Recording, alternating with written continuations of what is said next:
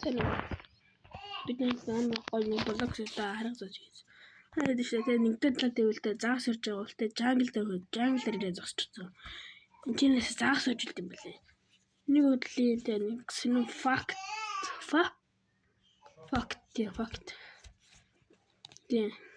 Тэгээд би шинэ акныг энэ хөгжүүлье гэж бодож байгаа. Тэгээд би хуучин блог хэвээр үзсэн. Макс лэгтээс хөөрхөн ихэмтэй болсон болов те.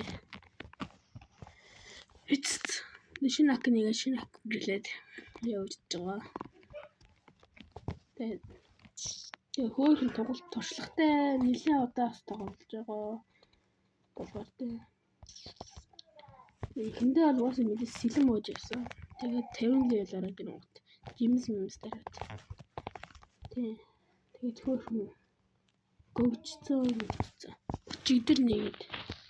өчигдөр оройж нэгээд 50 левел оруулаад